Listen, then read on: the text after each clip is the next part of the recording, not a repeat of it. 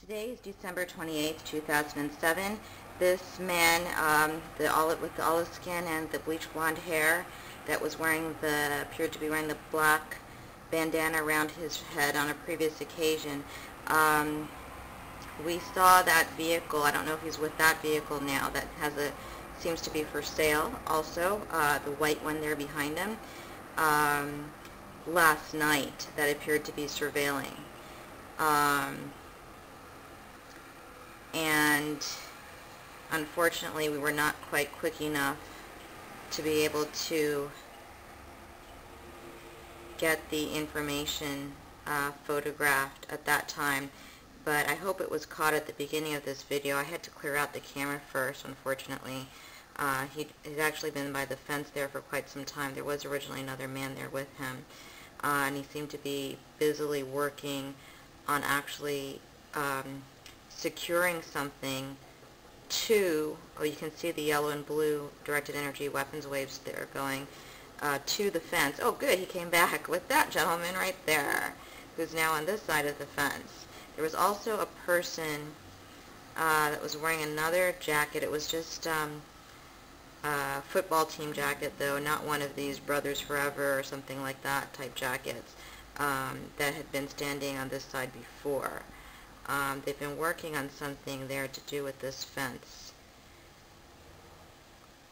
And I was really concerned that by the time I got my memory card cleared out and came back, they would have been done doing that.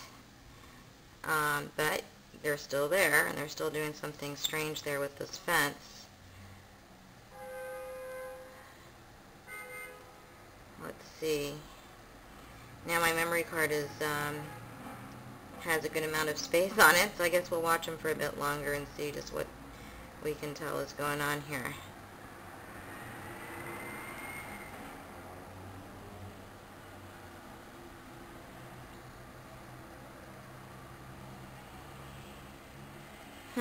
This doesn't look great.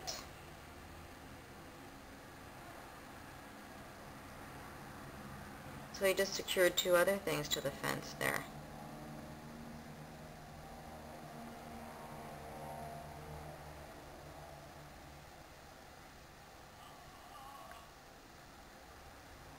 Boy, I'm so sorry I cannot zoom in further. This is the best I can do here. My previous camera that they seemed to have caused to stop working by elevating the radiation so much that it completely eventually knocked it out. That went up to 5 times zoom on the digital. This one only goes up to 4 times. My understanding though is that's once you're into digital zoom, you're into software zoom, so that potentially this could still be zoomed further with a software program.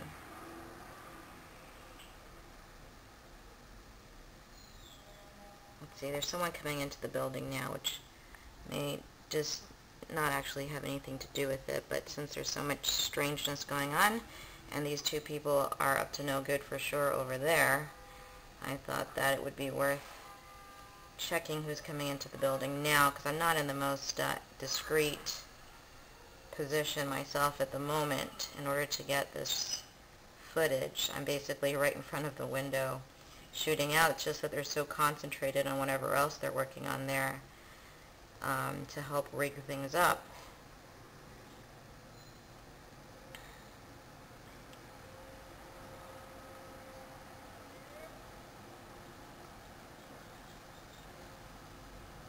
Who's this? That might just be random as well. It is a paid parking lot on the other side of the fence there, so I'll just come back to focusing on these two people that we know are perpetrators.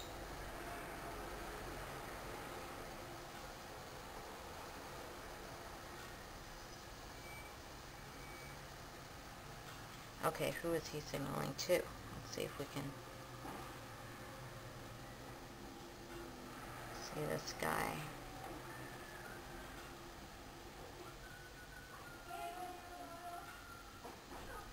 Oh, we'll see if he comes out of the vehicle.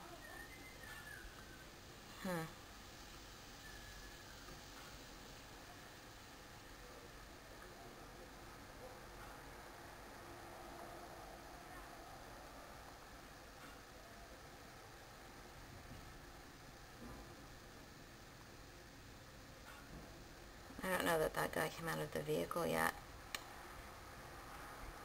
Might need like another, I was going to say I might need like another full-time evidence gatherer, but I believe this is pretty much over. I tend to be optimistic.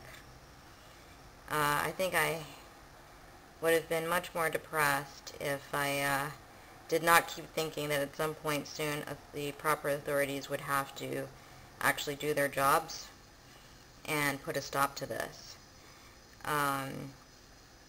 But I do think at this point they're pretty, not just will they have to do something to stop it, but I've been able to make out better some of the things that were said on audio, the one that's labeled 45.mp3 on the linked site of audio uploads.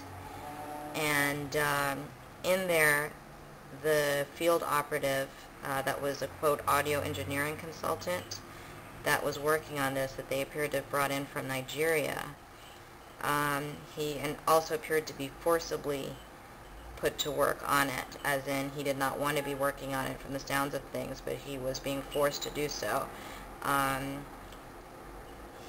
He was moved into a neighboring apartment when I was in Toronto, Ontario, Canada, and he was making reference all the way back to Colorado from where I'd come, and to some defense entities and so forth, including NSA. Either himself or someone else with whom he was meeting made reference to them on some of those audio files, and business partners, and what sounded like men bidding on me, whether bidding on how much they would charge to get rid of me, or bidding to acquire me still at that point, or essentially both, to acquire me and therefore take me out of the mainstream, make me disappear by essentially making me disappear that way, and at the same time, rather than being wherever people would think I was, they'd be still making, looking to make some use of me where they could be profiting. Well, in the audio, something that it says is that that operative in Toronto says is this woman is not a threat, and I don't remember his exact words right now, but I'll get the audio up. Oh, it's already uploaded under number 45.mp3 on the link in the video description. I'll place it. Okay, let me shut this off and get away from the window.